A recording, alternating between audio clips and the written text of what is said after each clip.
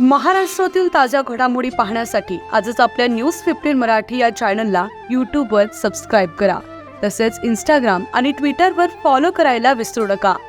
News 15 Marathi, आवाज जनसामान्यांचा.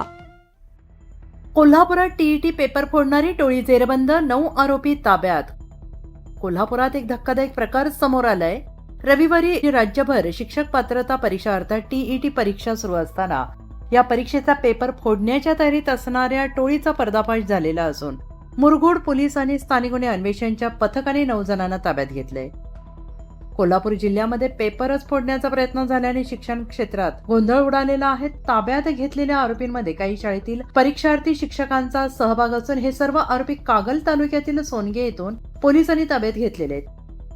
ताब्यात घेतलेले संशयित आरोपी कागल, राधानगरी तालुक्यातील आहे. सदरच्या टोळीची व्याप्ती फार मोठी असण्याची शक्यता असून मुरगुड पोलीस या घटनेचा अत्यंत गांभीर्यानं तपास करत आहेत.